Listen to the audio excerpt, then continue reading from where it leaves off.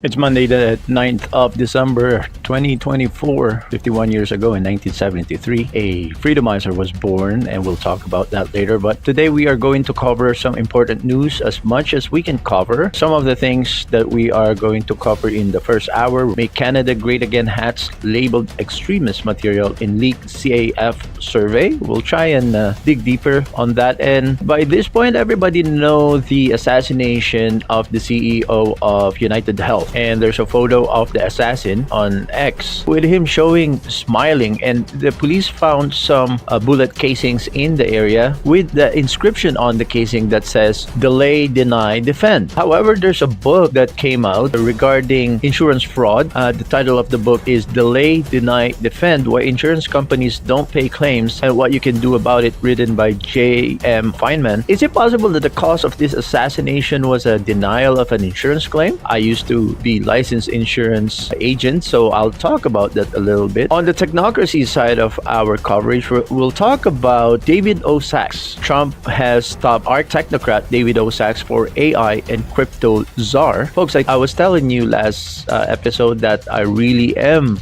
a believer that Donald Trump is a godsend, but the people that had surrounded him and some of his picks for his cabinet is very worrisome. Last two stories that we are going to try to cover if we have time today: UFO sightings. The Pentagon reveals cause of the 1960s uptick in extraterrestrial activity. So the Pentagon has talked about that. Let's dive in a little bit. What did they say about it? And last but not the least, if we have time today, we'll cover, that the godfather of AI came from the University of Toronto, the city where I am a resident in right now. Godfather of AI warns of powerful people who wants humans replaced by machine. Again, Godfather of AI warns of powerful people who wants humans replaced by machines. I'm your host, Ordinary Joe. This is Freedom Fighter Radio. Let's get the show started right now.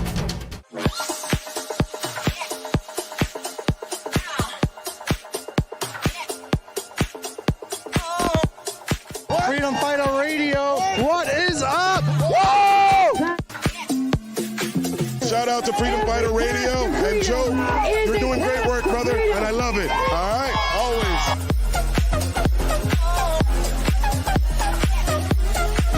always. Make sure you listen to the Freedom Fighter Radio on the Ordinary Show.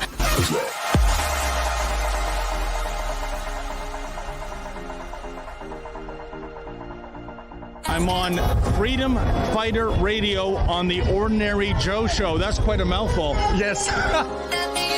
Hey guys, this is Chris Sky. Listen to Freedom Fighter Radio. They're here today, back in the blue, and so am I.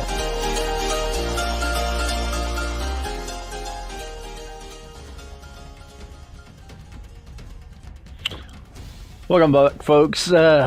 This is Freedom Fighter Radio. I'm your host, Ordinary Joe. Thank you for joining me today. Before we start off with our first story that we'd like to cover and give some thoughts on, I thought we'll have a little bit of fun. And 51 years ago in 1973, yours truly was given an opportunity to walk the face of the earth. Well, first cried and be spanked on the behind, and then sleep a lot for the first few months. Well, I think maybe most babies don't really sleep a lot at night. They keep their parents up. And definitely I did that myself. But other than being normal and exactly what other babies would do, the year 1973 is really interesting for the turn of events in our world history. Here are some highlights what happened in the year 1973. Do you know that the Vietnam War ended in the year 1973? President Richard Nixon announced a suspension of offensive action in North Vietnam on January 15, 1973. The Paris Peace Accords were also signed in the year 1973. Also, oil embargo. Arab members of the OPEC imposed an embargo on the United States in response to the U.S. decision to resupply the Israeli military during the Arab-Israeli War. This led to the first oil crisis. That was the year 1973, folks. But I think as a biblical Christian, one of the most important landmark on the year 1973 was the Yom Kippur War. We all know that this conflict began in October 6, 1973, between Israel and a coalition of Arab states led by Egypt and Syria. The United Kingdom joins the EEC, or the European Economic Community, in January 1st, 1973, which later became the European Union. Oh my goodness, all the things that we're fighting against happened in the year I was born. Pinochet and there's a coup d'etat in Chile against Pinochet. In September 11, 1973, military jets bombed the presidential palace in Santiago, Chile. President Salvador Allende killed himself, and General Agustino Pinochet began a 17-year dictatorship the year 1973. What else is scandalous during the year 1973? We could say a big scandal in the history of the United States is the Watergate scandal. Happened in July 13, 1973, Haldeman revealed that almost all of President Nixon's Oval Office conversation had been recorded.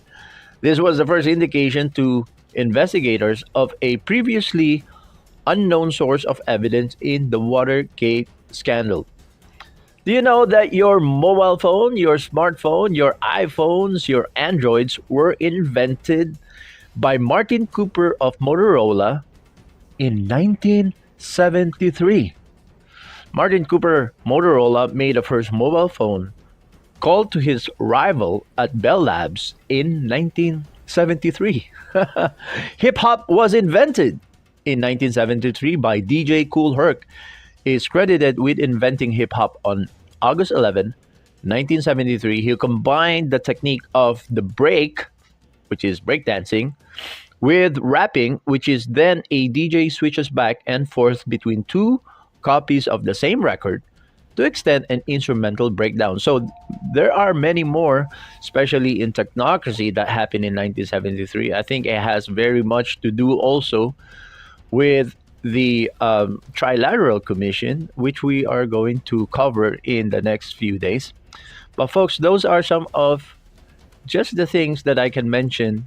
A few honorable mention what happened in 1973. But the important story that we are going to cover today is that 51 years ago, weird things are happening, but 51 years later, in 2024 in Canada, the Canadian Armed Forces did not only allow nail polish and dyed hair and cross-dressing and also tampons in male's washroom in the Canadian Armed Forces in the barracks, but now they are asking surveys on military personnel's opinions, which in the court of law would be considered as a leading question. So the first item of our story that I'd like to cover today, and Harris Faulkner of Ratio has made an extensive report on this, which I will provide the link below so you can listen to his full 18-minute report. I think is very good report.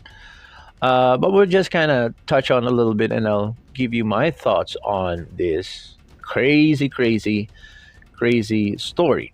So, Make Canada Great Again hats labeled as extremist material in a leaked CAF survey, Canadian Armed Forces survey. See, these surveys are weaponized against the psyche. It's a psyop weaponization on how our military personnel should behave. So this is the story that we are going to cover today. Don't go away, folks. We'll be right back. For the best price in town on your flooring, call Complete Flooring. The unique shop-at-home experience means samples are brought right to your door, and because we don't pay salesmen, there's no markup on our products. Complete Flooring does the installation of new hardwood floors and sands them using a dustless machine, making the sanding process cleaner. We also specialize in refinishing, staining, and custom staining of existing hardwood floors.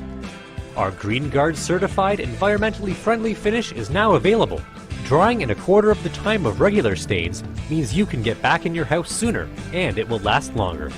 If you're a homeowner, general contractor, or a building or property manager, Complete Flooring services are available to you. So give us a call today. So for our first story, we're talking about Make Canada Great Again hats. In the survey, well, mentioned in the survey at the CAF, and they label Make Canada Great Again hats as extremist material.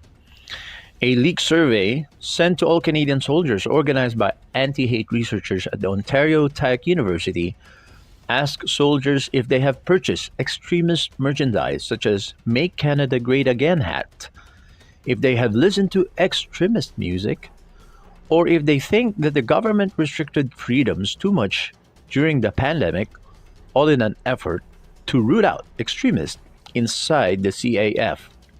This is the last thing that the military needs. We need battle hardened lethal troops that are able to neutralize the enemy. Canada does not need fewer patriots, more transgenders, and more diversity. This is getting insane. This is according to Harrison Faulkner, the host of Ratio and a co-host of Fake News Friday at the True North News. Folks, what are your thoughts about this? Because remember about 2 years ago when we had an opportunity to have James Stop on the show while he is in the middle of march, his second leg of his march, which was from the Maritimes back to Ottawa. And the first leg of his march was from British Columbia to Ottawa. And we went to Ottawa on Canada Day weekend to receive James Stop on his march, across Canada march. That was the longer leg of the race. So during that interview, it also happened to be the same season. This is just right after the big Freedom Convoy in Ottawa. Oh, it happened that the cabinet minister of the Canadian Armed Forces back then was Miss Anand. They have allowed crazy things, meanwhile restricting free speech. That is typical of many armed forces in the world, that military personnel, members of the Army or the Air Force or the Navy, cannot express their own thoughts. But I think the fundamentals regarding military personnel not expressing their political views is because they need to be neutral. But this survey and the kind of demagoguery that the members of the Canadian Armed Forces are receiving from their headship is very, very blatantly very political and leaning to one kind of thought pattern in society, and it is very left leaning ideology that they are pushing towards the regular ordinary Jane and Joe members of our military. In Harrison Faulkner's report about the survey, clearly he read some of the survey questions. Clearly, in my opinion, it is a gaslighting question to a weaponized psyop to inflict mental stress, psychological stress to the members of the Armed Forces of Canada. Some of the questions are like, have you ever sported Make Canada Great Again hat? Well, the way it was worded is, have you sported extremist materials such as Make Canada Great Again hats? To 5 years, have you done any of the following? Like an extremist group post on social media? Yes, no, or prefer not to disclose. At least they have that third option. But regardless, you know, l- let me just read all of these and I'll tell you why I thought this survey is weaponized gaslighting against the military personnel. Another question is, in the past 5 years, have you done any of the following? A second question in the lineup says, have you donated to an extremist group cause? Well, who defines what's an extremist group? So, if you donated to the Truckers Convoy, is that qualify as a donation to an extremist group cause? Have you purchased an extremist group merchandise such as Make Canada Great Again hat? Have you provided strategic advice or training to an extremist group? Yeah, so that's all that I have. But asking those questions the way it was asked already, even though you say, prefer not to disclose, just the mere fact that you have to go through this survey and making a statement that have you ever purchased an extremist item such as Make Canada Green hat? In the courts of law, this kind of questioning is called a leading question. What is a leading question? It is a psyop trap, an entrapment, because you can only say yes or no. If you say yes, then you're an extremist. But if you say no, then what you are saying is that no, I have not purchased an extremist item such as make a make Canada great again hat, but you are acknowledging that it is an extremist hat by just saying no. And if you do not answer the question, you are giving suspicion that probably you did. That's why you do not want to answer the question. So this is gaslighting, weaponized kind of psyop against the military members of our military personnel. What place or what under what authority does the leadership of the military to be probing on military members' opinions? So we came to an age in our society now that even your opinions must be probed and must be proven to line up with what is the official stand of the organization.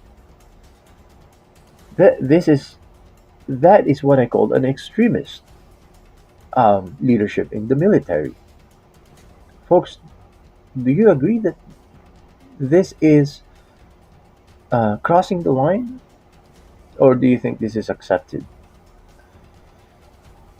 I will not be surprised that a lot of people who would listen to this post, would listen to this broadcast, would say, yes, we need to probe members of the military. We need to probe members of society in general. What are their thoughts? Because that's how they will package it. This is how we will root out the extremists in our society. But who defines what's an extremist opinion? Those who are the victors of the uh, the high positions of government and authority, they define what is extremist, and they define what is acceptable and not acceptable. Anything that presents an alternative view become an extremist voice, an extremist opinion, like you and me. Some of you do not agree with the official narrative. Should we then be avoiding our opinions because it is labeled by the authority as extremist? This is out of control, folks. This is out of control. All right, on the next story for the day, the plot thickens in the assassination of United Healthcare CEO Brian Thompson, as New York Police Department investigators have discovered shell casings at the shooting area engraved with the words "Deny, Defend, and Depose." Folks, what does that mean? The shooter, still at large, appeared to have targeted Thompson, waiting for him early Wednesday morning outside of the uh, New York Hilton Midtown Hotel, firing multiple shots from a suppressed 9mm handgun, killing the high-level insurance executive.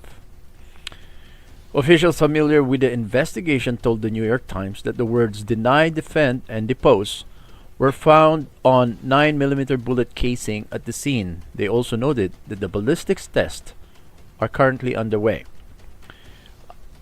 There is a Twitter or X. There's an X post posting on X by the NYPD News, and it reads like this: "Below are photos of a person of interest wanted for questioning regarding the Midtown Manhattan homicide on December 4th.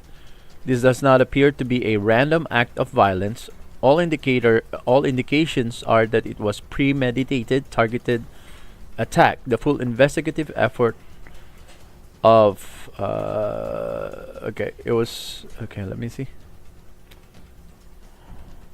The full investigative effort of the NYPD are continuing, and we are asking for the public help.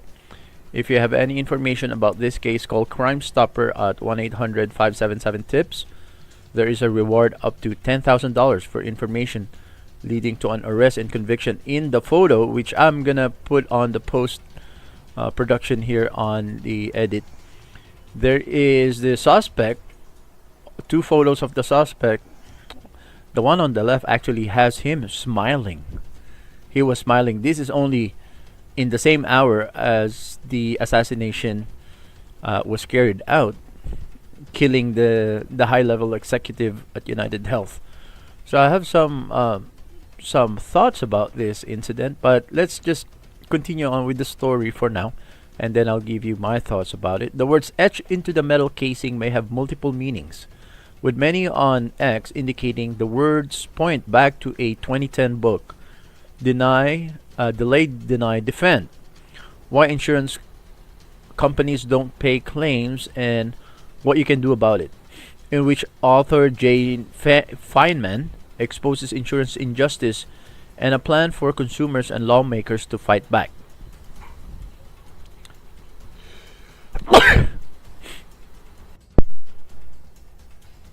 Here's a summary of the book, and it's featured on Amazon. You can actually buy the book on Amazon. An extended summary can be found on a link that's provided in this news article. The denial of valid insurance claims is not occasional for accidental or for fault of a few bad employees. The result of an increasing and systemic focus on maximizing profits by major companies such as Allstate and State Farm, citing dozens of stories of victims who were unfairly denied payment. The book explains how people can be more careful when shopping for policies and what to do when pursuing a disputed claim. It also lays out a plan for the legal reform needed to prevent future abuses. The title of the book is Delay, Deny, Defend. The inscription on the bullet is Deny, Defend, and Depose. There's a little variance here. The first word of the book, which is delay, is not found in the description on the bullet. The inscription on the bullet adds another word, the word depose. So the actual inscription on the bullet casing is deny, defend, and depose. The original book that a lot of Twitter and or X members of the X community are pointing to this book. The book title is Delay, Deny, Defend, and the subtitle is Why Insurance Companies Don't Pay Claims and What You Can Do About It. The internet search term Delay, Deny, Defend exploded nationwide on Wednesday after the bombshell bullet casing report was dropped in the news cycle. Recent data from Lending Tree shows that United Healthcare had some of the highest claim denial rates by the insurance company in the US. The assassination of the high-level healthcare executive is unfolding like a real-time Netflix murder mystery show, according to Decoding Fox News user on Twitter at Decoding Fox News. And this is what she said: "I'm completely obsessed with this now. The words on the shell casings are similar to the title of the book, Delay, Deny, Defend, which is critical of insurance industry. Police also don't think that the shooter was a professional assassin." Well, that's what the police is saying, but I listened to another podcast of someone who is an expert on weapons, and he feels like this is a wannabe professional. There are some mistakes on the way he carried out this assassination, according to a professional gun handler. But he feels like this guy was paid to carry this out. Well, we'll explore that angle a little later on. So Yashar Ali on X posted, breaking: the words deny, defend, and depose was discovered by detectives on the shell casings found in the scene where Brian Thompson, the CEO of major insurance group United Healthcare, was gunned down, police sources told ABC News late Wednesday evening. Another post by Avi Bitterman, who is a medical doctor. He says on his post, "This is a play on delay, deny, defend, a three-tier tactic used by insurance This is a okay. Another post by Avi Bitterman, who is actually a medical doctor.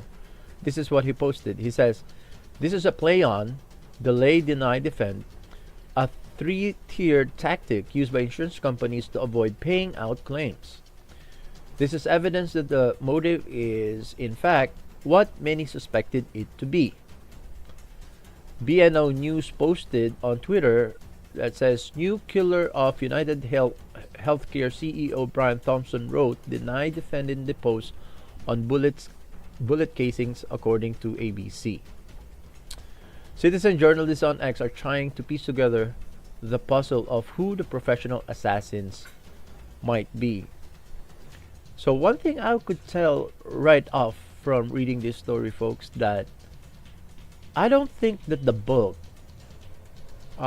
which has the subtitle that says "Why Insurance Companies Don't Pay Claims and What You Can Do About It," a book written by Jay Feynman with the title "Delay, Deny, Defend." I don't think he recommended on the book to assassinate CEOs or high-level executives of insurance companies. I don't think that is in the book. That is not part of what the book discusses as what can be done, right? However, I would say that the gunman, the opinion of some experts, they think that the gunman might have been a gun for hire by someone possibly who denied had been denied insurance claims. So whether the gunman was the one who was denied insurance claims or he was hired by someone who was denied insurance claim and he was a gun for hire, an assassin for hire, I can see,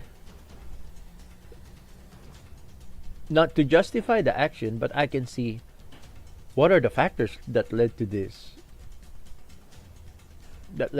incident. I used to have a license to write insurance policies. I used to have a license as an insurance agent. That is one of the least favorite, although my directors had always pushed us in the office where I used to work on Bay Street here in Toronto, which is your Wall Street in the United States. We call it Bay Street in Canada. Our directors would push us to be part of our portfolio to always push insurance to our clients, which I always decline, or what's the word? I always defy the orders and the mandates of my director. I'm not totally against insurance, but during my practice, when I used to sell mutual funds and insurance, I would only most of the time sell insurance to someone who is applying for a mortgage or applying for an investment loan. Because my personal conviction, I think that insurance, any kind of insurance, life insurance, long-term disability, short-term disability insurance, all of those, in my opinion, really makes sense for a financial portfolio only when you are either getting a big mortgage or a big investment loan. But in terms of insuring your life when you have a dependence, I do agree that can apply on certain situations, but I don't think it's for everybody. I don't think it's for everybody. I think for the most, the majority members of the masses do not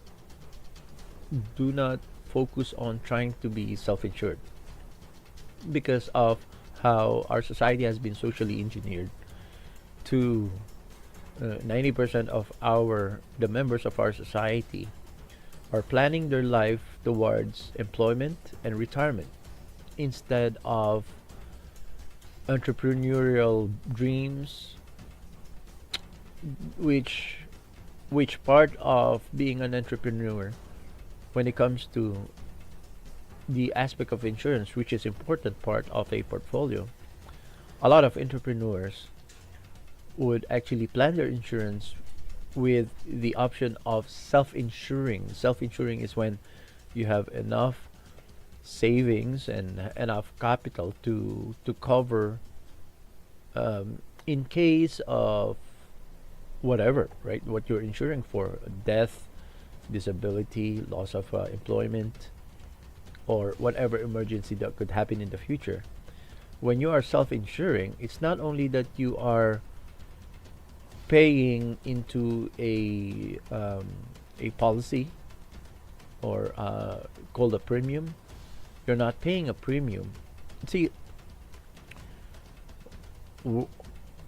why I think sometimes the insurance industry and insurance policy makes sense. It makes sense for everybody who doesn't have any entrepreneurial aspirations or any aspirations to be self-insured, because what an insurance policy, or the mechanics of how insurance works, is that it's like a pooled fund of a community of subscribers or policy holders.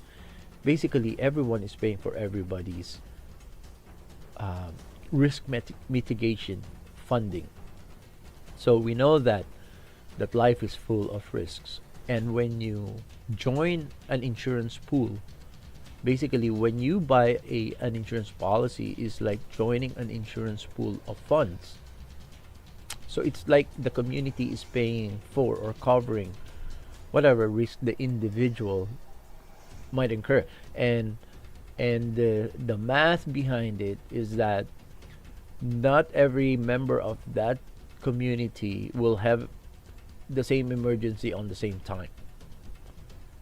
Everybody in that community at some point will experience an emergency or a death or a disability or a medical emergency or a medical ailment or a loss of employment or a disaster. But the actuary behind the insurance idea is that not all of the members of that pool of funds, which we call insurance, will have the same emergency at the same time, which makes it a sensible math for people to be joining a pool of funds such as an insurance, because that pool of fund is there ready for anybody who will have an emergency, and it will be able to afford the emergency to cover the cost of the individual, because not every individual will have the same emergency at the same time. And while that pool of fund is on standby, it can earn more funds, it can earn more money. But the problem is, a lot of the executives in these insurance companies will give themselves millions of dollars in bonuses. Meanwhile, they're tightening up, instead of tightening up the pool of fund by actually being careful on what policies to write, quantifying or actually doing a good job in the actuarial, how much, because you can mathematically kind of measure risks, levels of risk. Mathematically, you can gauge the probability or the possibility of the level of risk, and that's how you quantify the amount of policy or the amount of premium that needs to be paid into the policy. And in the end, the policy makes money or the fund makes money, and the individuals who subscribe to that fund, pool of fund, which we call insurance, also um, is insured to mitigate the risk. But the entire industry is corrupted. That's a problem. The corruption in the industry is that instead of tightening the belt in things that make sense, such as doing a good job on assessing risk, doing a good job. Do not write policies for everybody just because they can afford a minimum premium, and actually paying out the claims when it's a valid claim. Instead, they're denying a lot of claims because they put a lot of legal caveats that is impossible to meet. Those the person who's right, the person who's buying the policy, the person who is the insured, are most of the time are regular ordinary Jen and Joes who are not very uh, do not have a very strong legalese, orientation. And the way the legalese on the documents, on the policies, the way it's written, is that it's making the policyholder impossible to claim at the end. And this is how they tighten the belt, which is the wrong way of doing it. The right way of doing it is paying out when a claim is rightfully being claimed, when people actually got into an emergency, when people, because the vast majority of policyholders are not insurance frauders. They're not defrauding the insurance companies. That's not the vast majority of policy holders do not intend to defraud the insurance companies. Yes, those things do happen, but they are the minority, um, fraudsters. They are the minority, they're not the majority. So that's, in my opinion, my personal opinion. I prefer that people aim for another path, which is entrepreneurial and self-insuring option or path. 99% of the members of society are going to the easy route. The easy route is to just buy into established insurance policies, but a big chunk of those claims are denied. And so it leads to this kind of situation, which is not justified, which must be condemned, because you don't fix the problem in the industry by assassinating executives. But I can see what led to this situation, and the leaders of the industry should correct this problem right now, because the fraud is happening the other way around. The companies are defrauding the members of the public. This is the problem. So that's my thought about that. There's more I can say about it, but we need to go to the next story. So don't go away, folks. We'll be right back.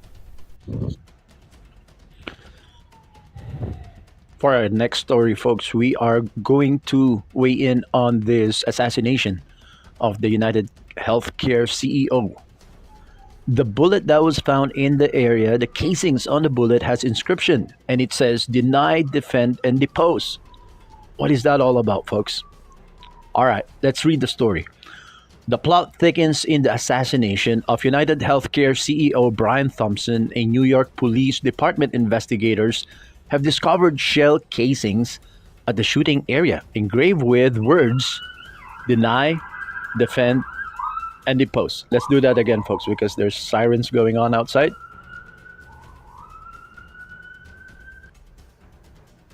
Welcome back to the Freedom Fighter Radio. I'm your host, Ordinary Joe. This is the last story that we are going to cover for today. And then tomorrow we are going to continue on with some UFO sightings. Tomorrow we are going to cover Pentagon reveals cause of the 1960 uptick in extraterrestrial activity, UFO sightings. That is from the Independent News. And then we are going to cover the futurist article on the Byte, godfather of AI, which we know is Jeffrey Hinton from the University of Toronto here in the city where I am a resident of. Godfather of AI warns of powerful people who want humans replaced by machines. Intelligence gives power, so who's going to control that power? And last but not the least, we are going to try and cover a little bit more on the technocracy, which is some more thoughts regarding David O. Sachs. But today we are going to start with David O. Sachs. He is a technocrat, and according to Patrick Wood, which is our favorite anti-technocracy researcher, and this is the title on Technocracy News that we are going to cover. But the original story appeared in Zero Hedge, written by Tyler Durden. But I think Tyler Durden is actually pro David Sachs or pro technocracy. Not necessarily technocracy, but their spidey sense is not so strong on the defense against technocracy on Zero Hedge. So he is very, in my sense, I think he's very friendly to David O. Sachs. But that's where the original story came from.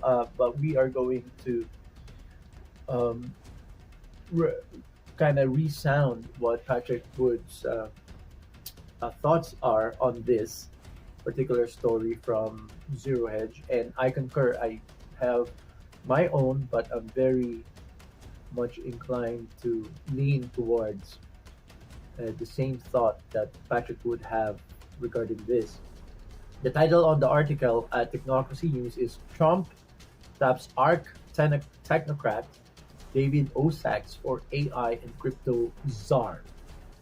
I told you yesterday and the day before, and I mean the episodes prior to this episode today, is that I feel like Donald Trump has been a godsend, but the people that surround him, just like his first term, he was surrounded by the swamp.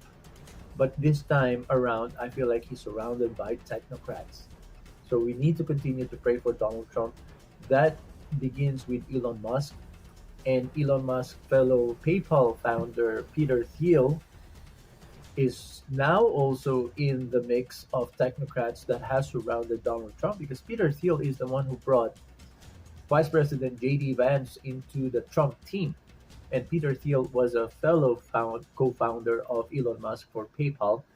Another PayPal executive who started PayPal together with Peter Thiel and Elon Musk is David Sachs, right? So let's begin with getting to know David Sachs a little bit. All right, this is his mini biography here. He was born in 1972, 1 year before I was born. He was born in South Africa, just like Elon Musk was born in South Africa. David Oliver Sachs, born May 25th, 1972, is a South African American entrepreneur, author, and investor in internet technology firms.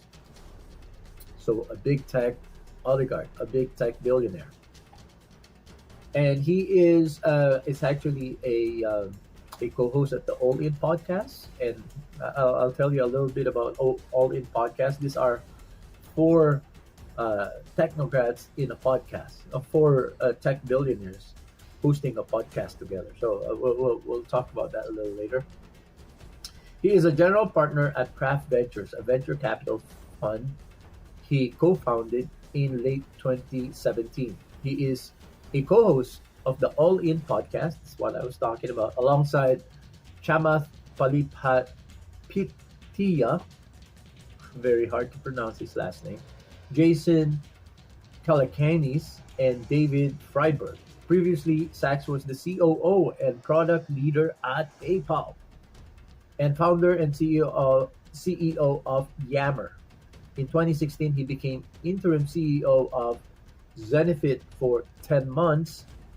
In 2017, Sachs co-founded co-founded Craft Ventures, an early-stage venture fund. His angel investments include Facebook, Uber, SpaceX, Palantir Technologies. Folks, there's so many sinister stuff going on at Palantir Technologies and Airbnb.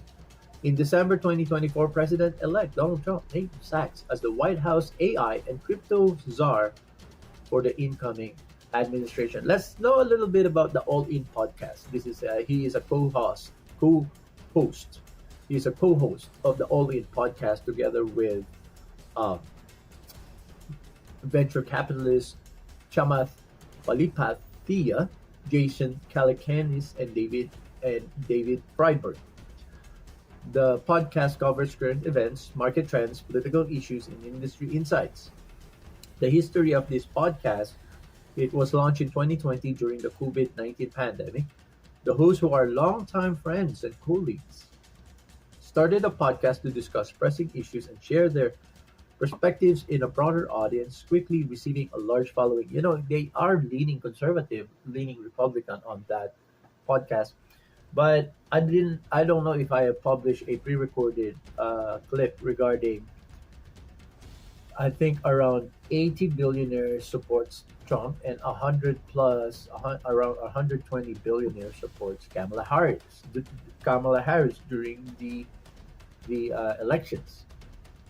And although the type of billionaires that were supporting Kamala Harris are the kinds that we know to be enemies of the state or enemies of the ordinary Jane and Joes, like George Soros, Bill Gates, and the CEO of BlackRock.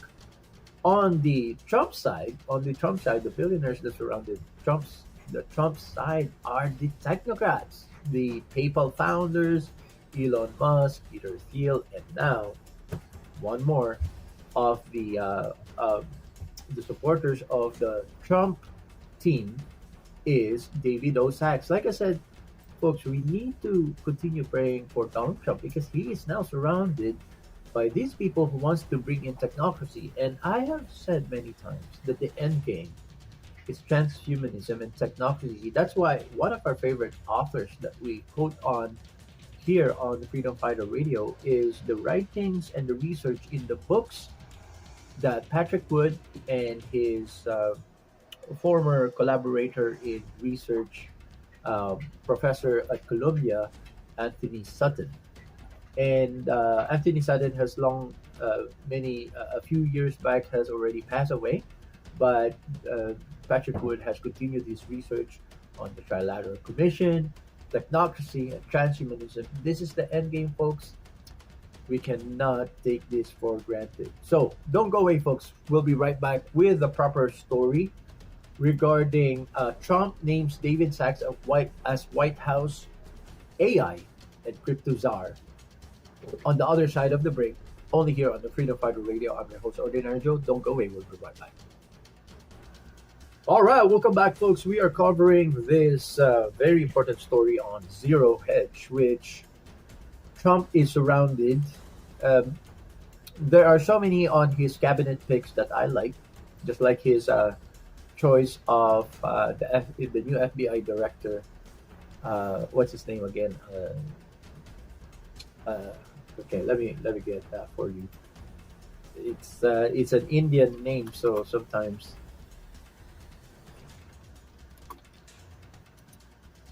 Um,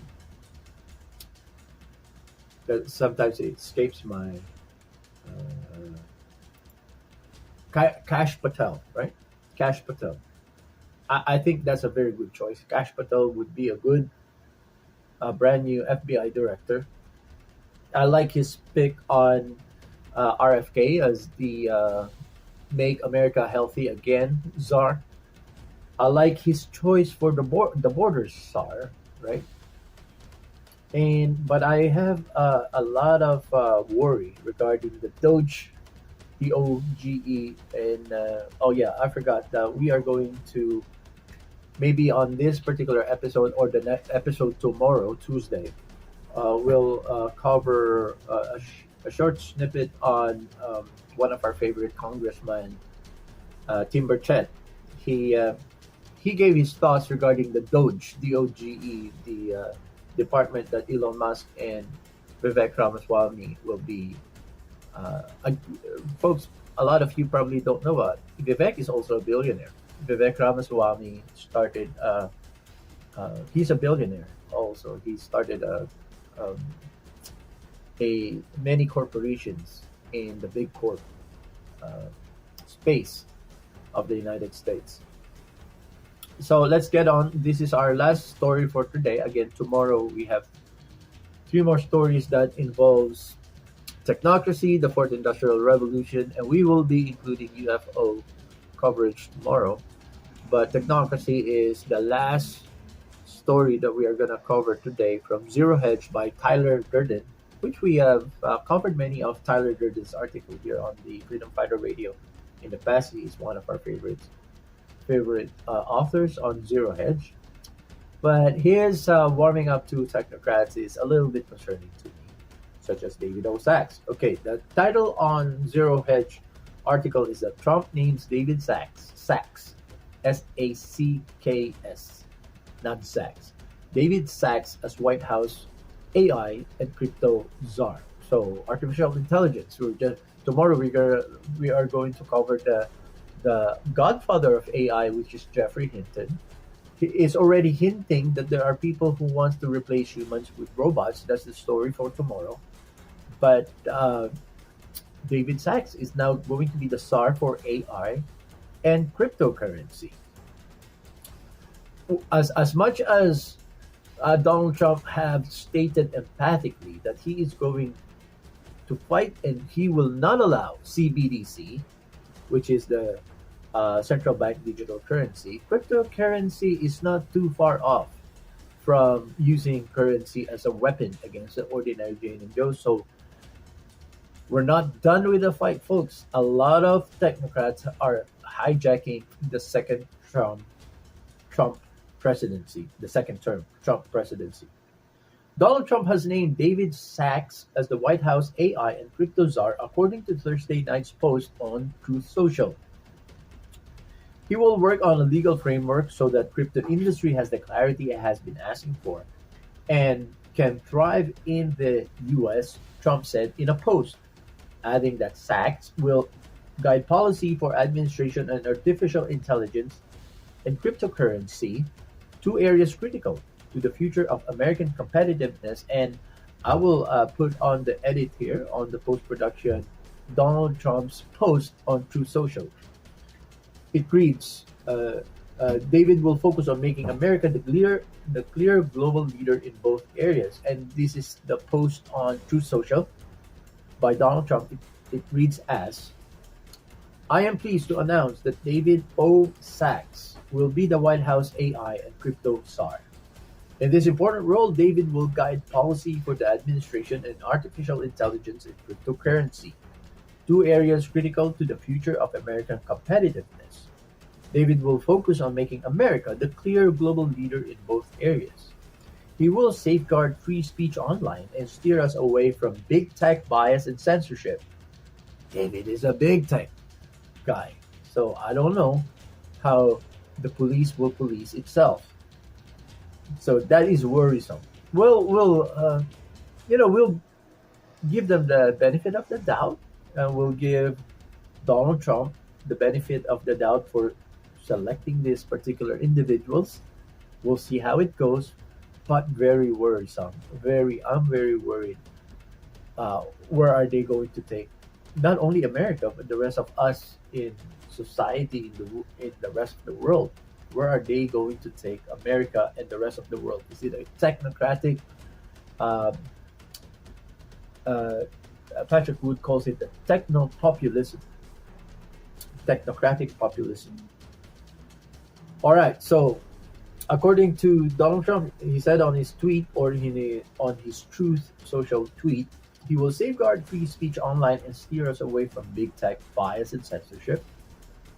He will work on a legal framework so the crypto industry has the clarity it has been asking for and can thrive in the US. David will also lead the Presidential Council of Advisors for Science and Technology. Huh, I'm really worried about this selection, this pick. Off note, Sachs has been buying Bitcoin since 2012.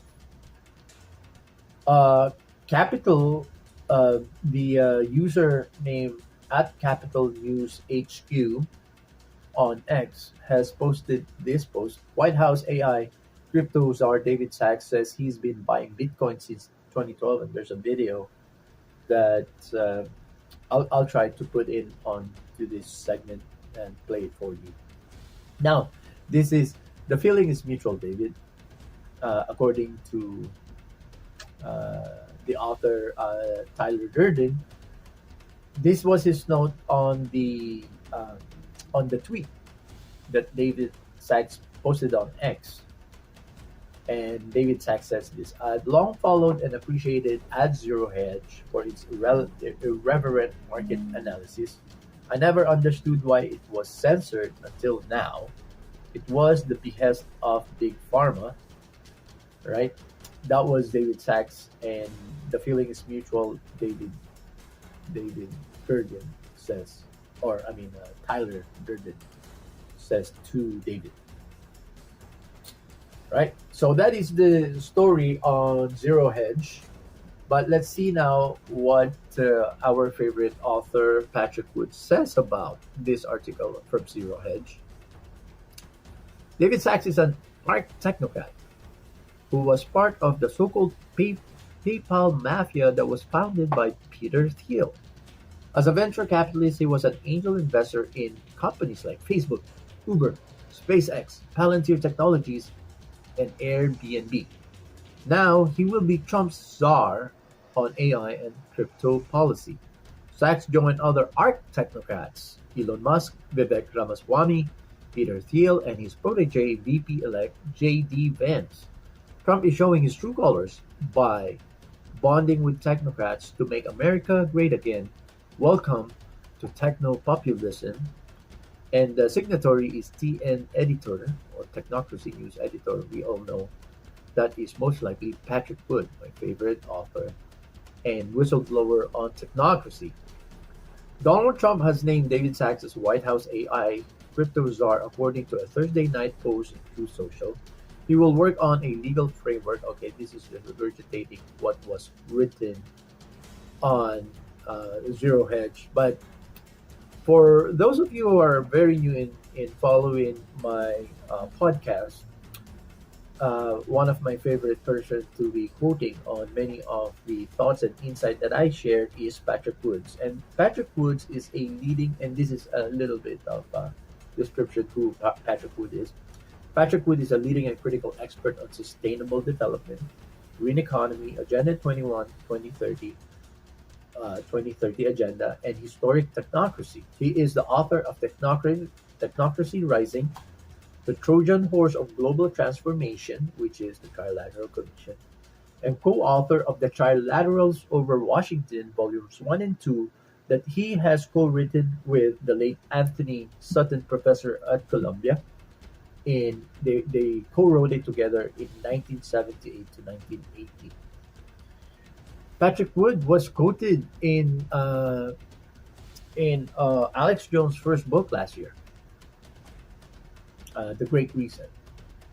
According to Alex Jones, he opened with Patrick Wood. So I don't know why Alex Jones doesn't seem to see the agenda of technocracy by Elon Musk and the same ilk. So, my thoughts. The end game is technocracy. There's no doubt about it.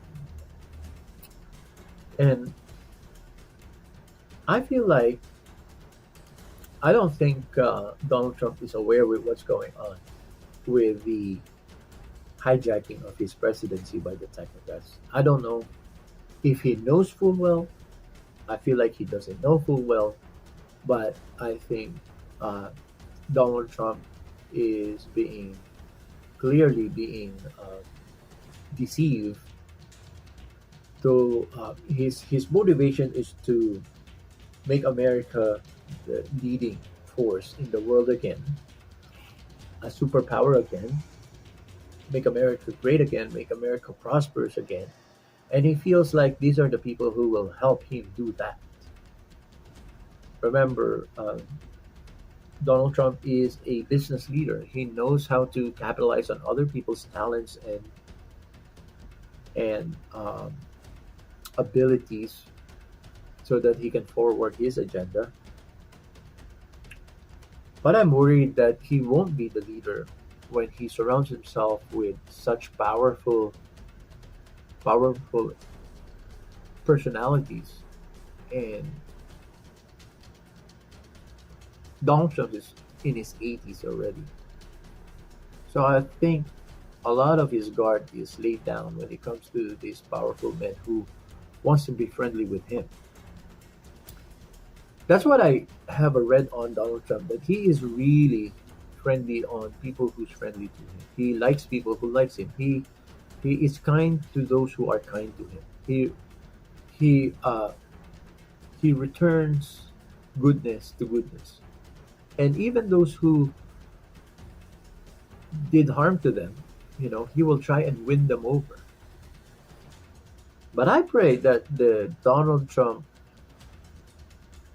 atomic energy that is coming from within him will really be a very formidable force to bring all the rest of these technocrats aligned. Because if he doesn't have that kind of energy, like I mentioned in previous clips, that he seems to have that joy, that power, that energy, that motivation that is oozing out from his own spirit. I pray that that power, that nuclear atomic energy that he has in his spirit, will be powerful enough to bring all of these technocrats aligned to the goal and to the whatever the Lord is calling him to be. I mentioned that I'm brushing up on Robert Kiyosaki's book recently, and Robert Kiyosaki was one of those in early days who has collaborated with Trump. Knowing that Trump picked Robert Kiyosaki, it was Trump who reached out to Robert Kiyosaki when he discovered his book Rich Dad Poor Dad and started writing books together with Robert Kiyosaki. Knowing that Trump picked Kiyosaki tells me a lot about Trump's character, that he really wants to work with people who are authentic, the people who are godly, and people who are heading to the right direction. And I believe that Robert Kiyosaki, even though I said the other day that I do not endorse Robert Kiyosaki 1,000%, simply because he was saying that it's not the love of money, instead it's the lack of money which is the root of all evils, which I stand by my position that you do not endorse one over the other. I think they are both, the lack of money and the love of money are both roots of evil. And the way I understood what he was saying is that it is not one but the other, which in essence, as a result of that statement, I feel like he was saying, well, you can go ahead and love money. That's how I get it the first. But 2 days ago, I saw a video clip that he made with his producers. Well, he has his own YouTube channel, right? He created this clip. The title of the clip is "Find Out What God Wants Done," and he told the story of the early days of writing the book Rich Dad Poor Dad, and how certain individuals motivated him to write this, even though they did not invest in his company, or the person who he admires most has kind of scolded him